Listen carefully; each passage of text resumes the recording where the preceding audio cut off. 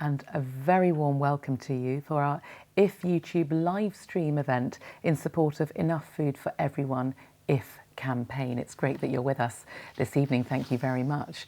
Now, food is a crucial issue over the next few days. We are only 10 days away from the G8 summit in Northern Ireland and just 14 hours away from the start of a crucial meeting of world leaders on hunger and nutrition here in London.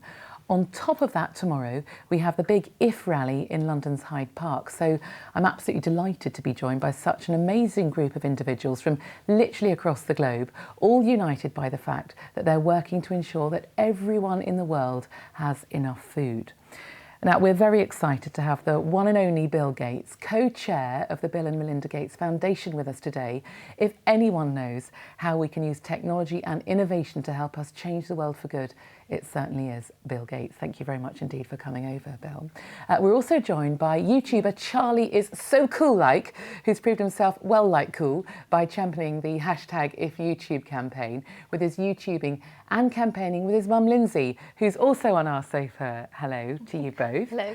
And last but definitely not least, we have two campaigners who've come all the way from Tanzania to be with us. Meet Mwajuma, who's a young reporter and campaigner from Dar es Salaam in Tanzania. You're very welcome, Mwajuma. Thank you. And there's also Mr. Frank. Now, if you've seen Charlie's videos of his trip around Tanzania with the IF campaign, you'll know Frank already. So, Frank, it's great to see you. Mr. Charlie and Mr. Frank have now happily been reunited and they're ready to take on the next stage of their campaign. But we also want to hear from you. Have you got a question that you'd like Bill Gates to answer, or a question indeed for any of our panellists? Please do get in touch. Send us a tweet using the #IfYouTube and #AskBillG. Now, some of you have already sent in video questions, so we'll be coming to those questions a little bit later on. So please do tweet us while we're on air with you this afternoon. So let's get cracking, shall we, with the questions. And let's talk about malnutrition, because that's why we're here. Starting, of course, with Bill. Bill, you've travelled around the world with your foundation, haven't you? How much of a problem do you see hunger and malnutrition is? Well, it's a huge problem, because if you don't get enough to eat, the chance that you'll die from diseases like diarrhea or pneumonia is 10 times higher.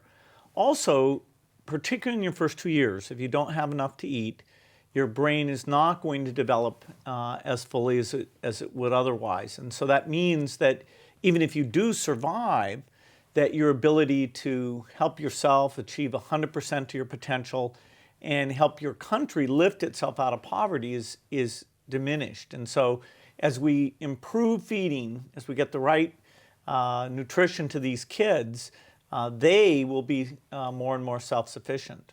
The example that you've set for all of us and the dedication and commitment that both you and Melinda have shown through many years of campaigning and travelling is really quite extraordinary. But there must be so many individual stories that stick in your mind. Have you got a couple that you could share with us of people, of children that you've met who've really spurred you on to keep giving and campaigning in the way that you do? Well, the first thing is you go out and you see the need. You see kids who don't have malaria bed nets or are sick and even dying of the disease.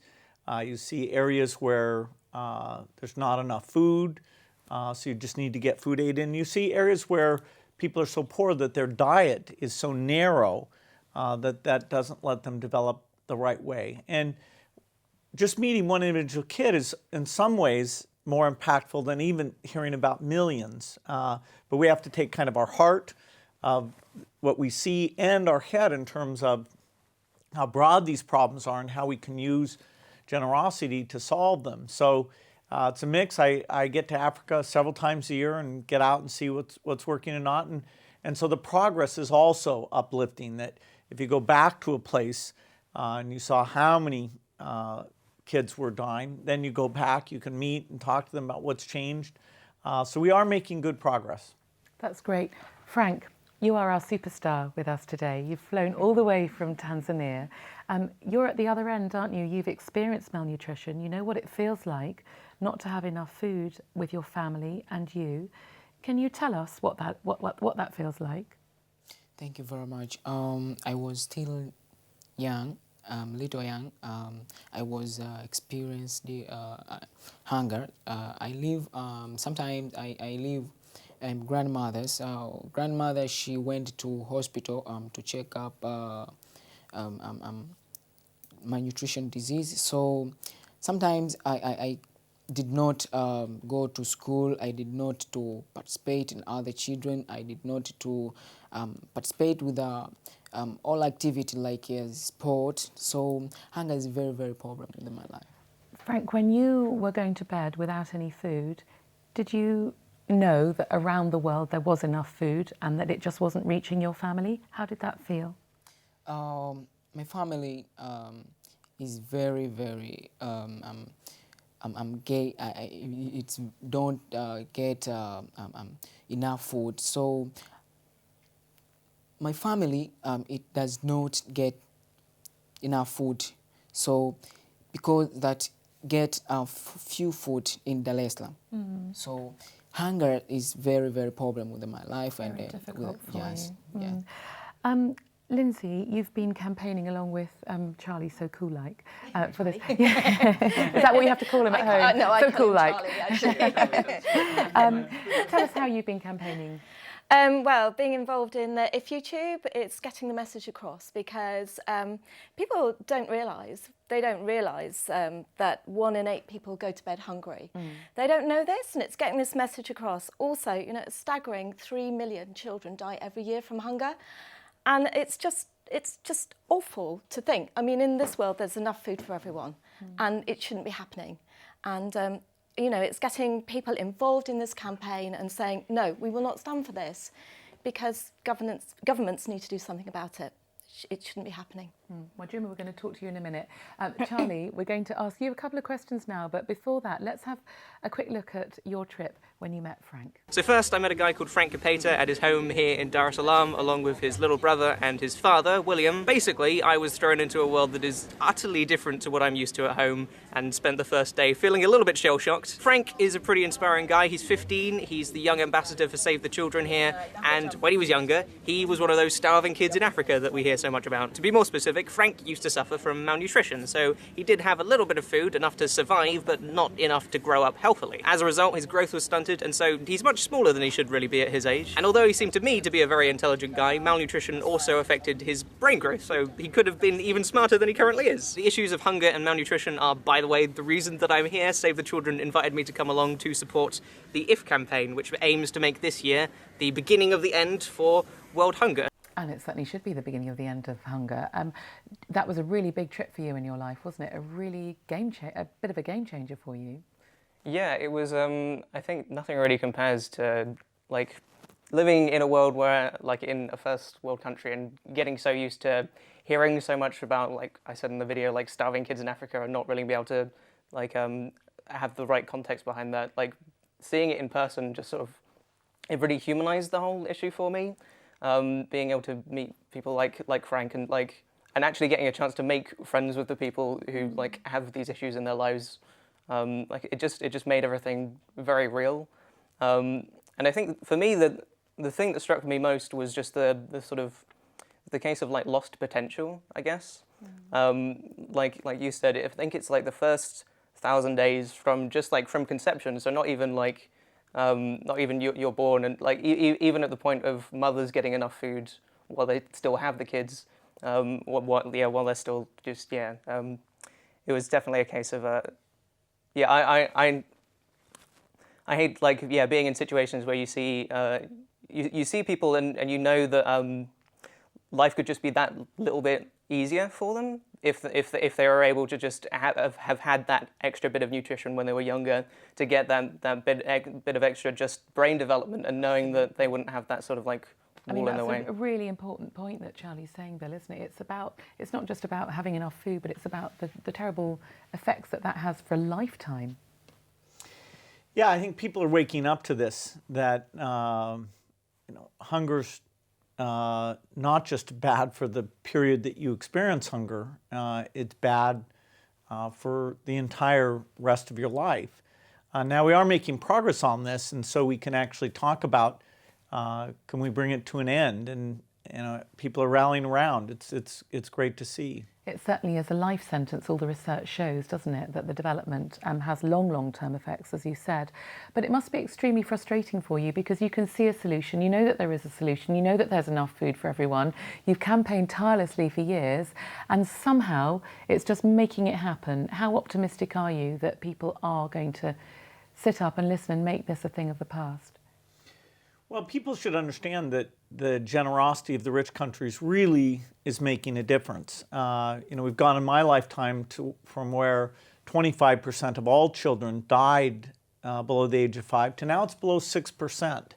And we've recognized that getting vaccines out and solving these hunger problems are key to get that 6% down to 3% and eventually even down to 0. So we can do this country by country. We're seeing the improvement. How optimistic are you? How much progress do you think we've made already? Well, I've decided to put all my money into this and all my time into this. So obviously I feel like it's the most important thing in the world, and it's going to be hugely impactful to really have justice on a global basis. Wajuma, as a young journalist, how important do you feel this event is? It is really important for sure, because I think it is a time for us to tell world leaders, people, powerful people like Mr. Bill, to invest in food, because I know how hunger feels like. Yeah, it happened to me. I experienced it. We're going to ask each other questions in a minute because I know you've all arrived with some questions for each other, which makes my life a bit easier, which is great. So thank you very much. But just a quick reminder that there are an awful lot of people that are getting in touch with us already, and we are going to be taking your questions a little bit later on and addressing them to the panel. So please keep them coming using the hashtag #IfYouTube and hashtag #AskBillG. So far we've got questions coming in from all over the place. Susan Beckett, from Judith, from Isabel, and we'll be coming to you in a moment's time. But let's just ask each other questions now. Wajuma, I know that you've got a question for Bill specifically. Would you like to kick us off? Okay. Mr. Bill, I'm so sad to see children, innocent children, die from hunger, from malnutrition. So I really want to get attention from leaders and from powerful people to make a better future for ourselves. So I really want your advice. What will be the best way to do this? Okay, so how do you raise the profile of this issue? Well, part of the challenge is distance. If the people had these hunger problems lived next door to you, you'd go and you'd reach out and there is enough food. And so how do we span that distance? Well, part of it is we need more people to visit because being on the ground like Charlie was, that's very, very powerful. Absolutely. But we also need to be innovative about how we take the digital connection and try and bridge that distance so that you can see somebody that you can relate to and say, okay, that could be me. Why I was lucky to be born in a rich country, but we're all one humanity. And so, for so little money, the food can be made available. So I think it's a challenge to your generation to take the innovative ways that the new tools are being used and reach this awareness that overcomes distance. So you're saying it's not necessarily just world leaders, but it's just about spreading messages within your own community and your group? Yeah, the leaders, they can help, but the voters are going to decide the priorities. Countries like the UK have kept aid as a priority even in tough budget times, but they're only allowed to do that if the grassroots is really speaking out about that they care. If they've got the endorsement. That's a brilliant question, Wajuma. Thank you very much. Mr. Frank. Okay. Your turn. No. What are you going to ask? Mr. Great Gates, I work hard here to try and building a successful career so I can build in a better life for myself and my family. How did you set up about building your own career and business? Well, I think if you're lucky, you find something that you're passionate about and that meets a real need. And for a lot of people, you first invest in yourself in terms of education as much as possible. Learning from school, learning from adults, learning what needs in the community aren't being met. And then eventually you have to take the risk and dive in. You know, pick the kind of job you want to do, hope that your talents really are matched to that. You know, sometimes risk-taking, believing in yourself is a big part of that. But you know, if you've got the right background, it is a time of opportunity. I haven't known you very long, but I think you're going to be very successful. I don't think you need to worry. I think we need to worry about you. What about you, Bill? Do you have questions for the rest of the panel? Well, I'm very interested in how you think we should draw young people in to these issues. I think it's very powerful to have the young speaking on behalf of the young, and yet we don't do that much. Do you have thoughts on what we should do differently? I guess, Charlie, that's a real question for you to answer. You've got so many followers, haven't you? Like 2 million. Yeah, I mean, it is definitely the case that I think people like to listen to people that they can identify with, that they can relate to. And so having sort of the asset of YouTube has been very important to me from the start, that I wanted to be able to do something with my platform to communicate about issues like this one. But I think even if, even sort of like regardless of like what age you are, I think my experience making videos on YouTube is just, I think people like normal, real people. They like just sort of open and honest people.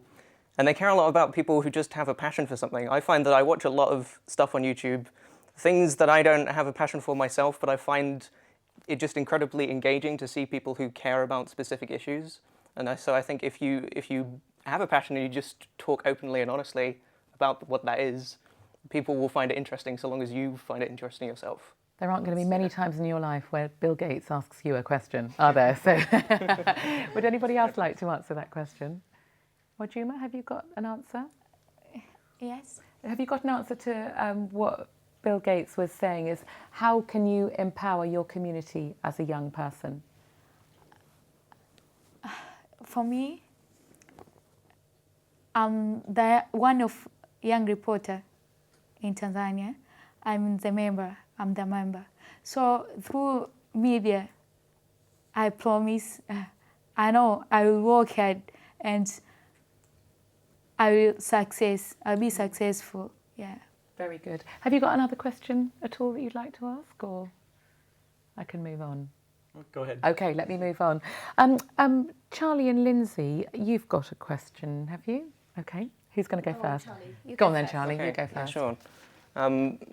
For you, I know one of the things that the Gates Foundation does is give money to charities like Save the Children to spend on trips like the one that me and my mum went on. I know that's important, so I was wondering just why that is a focus of the Gates Foundation, why you think that's so important. Well, we know for ourselves that our commitment to these causes and our belief in these causes came from actually being in Africa and seeing how beautiful and wonderful it is, and yet how different it is in terms of the things that we take for granted. And so we've even given politicians, senators from the United States, a chance to go out and see these things. And I remember one senator was asking a woman who'd gotten better seeds to grow a little bit more in the way of crops, what she was going to do with that little bit of extra money. And you know, the senator was looking around and saying, you don't have a TV set, no car, no electricity. You know, which of those things are you going to prioritize? And she said, no, I'm going to send my kid to school. I won't need them as much on the farm working. There's some school fees, getting the uniform, and that's my priority. So my kids grow up in a different way. And you know, it was just so real because nobody had asked her that before, and yet it's exactly why we all work on these issues. And if I might answer that question a little bit as well, going to the field and seeing the work that you know, people like Save the Children do, organisations like Save the Children, you see the impact that it makes. And as you know, it inspires you to do even more, because you know that small changes make massive difference to people's lives. And it's so crucial that we all take responsibility for that. Lindsay, your question. Oh yes, I just want to say I'm a primary school teacher, and we really do a lot of work at my school with charity. And I just wondered how important you think that is in terms of educating young people. I teach children aged 9 to 11 mostly, and they have been absolutely fascinated by what I've been doing because they've seen, you know, films of me in Africa. But how important do you think that is in terms of education? Well, it's been interesting as I've met different philanthropists around the world to ask them why they're involved, and almost all of them go back and talk about their parents setting an example and talking to them, or their school involving them in something. At the time they may have thought, yeah, why do we have to do this? What is this thing? Is this real? I can't at first relate to it, but it sort of instills in them a sense that that's one of the privileges and responsibility of success is giving back. And at a young age, that'll often take the form of volunteering, taking their time, helping out. A lot of it at first will be charities in the local area, and there's, you know, that is fantastic as well. Although the need is far away, there are needs locally, and so that's where you get going on charities, often in the community. I would just say, Charlie, I have so much respect for you that you're actually going out and doing something about it. You could be sitting at home playing video games, but actually that you've done something amazing. But I guess there's an interesting link, as if Bill were in his youth again, would you be a YouTuber like Charlie has been? Well, I'd certainly be talking about software, because that was my, you know, fanatic belief. And so, no, I envy kids growing up today, because these tools that let you see what's going around the world, you know, learn things.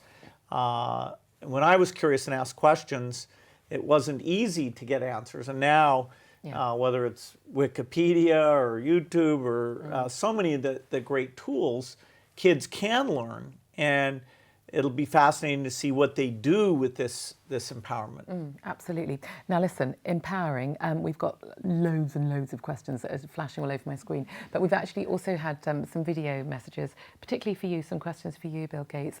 Let's start off with Tomic. Hi, my name is Tomic. Question for Mr. Gates. What words of wisdom can you offer the young people out there who are having a tough time finding work or even deciding what to do with their lives? Okay, quite a broad question. Yeah, it's like Frank and I were discussing.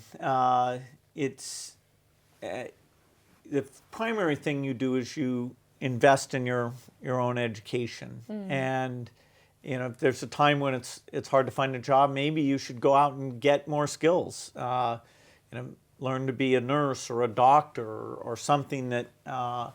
There are professions in very high demand. You know, in the whole IT area, there's actually a shortage of people worldwide, and that's really ironic that you have people who don't have jobs, and yet if they can get the training, there's an incredible need for what they do. You do have to love the work you do, because no matter what it pays, you're going to spend most of your life doing those things, and so if you find that early on, it's a lucky thing. And especially if you can then have a slant where you're actually doing good with it as well, I guess that would be a nice end to that question. Tomic, I hope that answers your question. This is a tweet that's come in from Oliver to Lindsay. What was the moment that inspired you to get involved with IF? Oh, as soon as Save the Children asked me, I was just inspired straight away. I mean, I was very fortunate because I travelled to Mozambique with Save the Children with the vaccines ahead of the vaccine summit a couple of years ago, and that was just an amazing experience. And so I didn't have to, I had it just straight away. I had to. Absolutely. Okay, we're going to take another video question now, and this is from Chris. Hello Mr. Gates, my name is Chris Lauder, and my question is, what form of aid do you feel will be most beneficial and long-lasting when tackling hunger in the most deprived areas, and how would governments go about distributing this aid? Well, Chris, thank you very much indeed for that question. A very good question. What's the best form of aid? Well, aid in this area takes several forms. Of course, if there's a famine, you've got to get the food in so that the kids can survive. But then you also want to create a long-term solution. Just constantly coming in from food from overseas isn't letting the farmers in that area have a living. And over 70% of the poor people and people who don't have enough feed are farmers. They've got small plots of land. And so actually inventing seeds that are more productive and teaching the farmer how to use those seeds that can do well even if there's not enough water, drought resistance, or seeds that can deal with flooding or other weather problems that are probably going to get worse in the future. And so fortunately, scientists are coming up with these things when we give them support. And so we can expect agricultural productivity in Africa to more than double as we get all the innovations out into the field. Okay, Chris, thank you very much indeed for that question. A very good question indeed. Rosie's question now, again for you, Mr. Gates. Hi, Bill. You're a very inspiring guy. I'm just wondering, who inspires you? So who is your inspiration? Well, I was inspired by my parents, who were very philanthropic. I'm inspired by Warren Buffett, who's giving all his money away, and even that idea of how important that was, I really learned that from him early on. I'm inspired by people who give, who are actually making a sacrifice. I mean, in my case, even though I'm going to give 98% of the money away, you know, I still, in terms of food, vacation, I'm not denying myself some important thing. A lot of people who give are actually saying, okay, I'll give and not take a vacation. And perhaps in the highest category are the people who go live in Africa and really devote their life. Yeah, the workers, you know, people like Paul Farmer and many whose names we don't know, who get out there on the front line and actually get involved. And it's inspiring to know that some people take it to that length. In turn, you have then inspired generations and millions of people. So thank you very much indeed, because without you and Melinda, a lot of stuff would not have been able to happen. So thank you. Jasmine has texted, or tweeted rather, I'm sorry, I'm not cool like you. Charlie, how do you plan to continue working to help charities in the future? There you go, you're on a track now, you can't get off. I think it's just a case of the whole idea of going on this trip in the first place it came from Save the Children. It was actually Mum, I think they contacted you the first time, and so I just got a phone call from my mum saying, do you want to go to Africa? And so it has been a case of it's just taking the opportunities when they come up. Like I have a big focus on my own job, making videos and things like that, and so it's just about I guess dedicating the time to it when it comes up, and just making sure that you for me, it's just being aware of the fact that it's a lot more important than some of the stuff I'm doing in my life, I guess. Absolutely, and Bill says you've got power and responsibility now, and a lot of followers, so hopefully we'll see you on lots more Save the Children trips. Right, we have another quick video question from Dodie. Thank you very much, Dodie. Hello, my question is, what do you think is the main thing we can do to end world hunger? Well, that's the biggest question of all time. What can we do to end world hunger? Well, the rich countries can step up and be more generous. And the event tomorrow, where a lot of world leaders are gathered, and people are going to come out in the afternoon to Hyde Park, I think at 3:30, and show their support for this thing. This is going to be a big milestone. We're going to see some generosity. We're going to talk about the effect of problems, and then we'll be measuring that. The goal is that by the Olympics down in Brazil, that there would have been big progress on this. It does take the countries we're working with to also make agricultural a priority, and so that's been done. It takes scientists to come in and get involved in these things. We're on a pretty good track. But now we need to rededicate ourselves. But very importantly, it is possible. It absolutely is possible. That's this whole if thing. If you have this as a dream, then it becomes pretty clear that with some sacrifice, with some priorities, this is something that can end. Wajuma, a last question to you about ending world hunger. What can we do to help? You live in Tanzania. What do you ask all of us to do to help? The thing which I ask you, all of you, is to participate, to cooperate, to take it serious, to make decision and take action. Very powerful words, and we'll leave it there. Thank you very much indeed. Well, that is all we have time for today.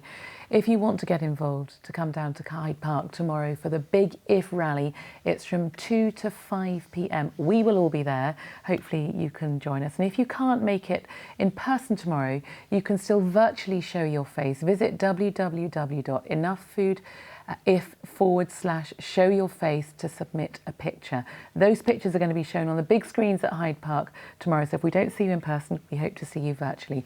Thank you very much indeed to everybody for sitting on this panel and having such an interesting and productive and positive discussion. We've got to make it work. Thank you very much indeed. Thank you for tuning in. We hope to see you again soon.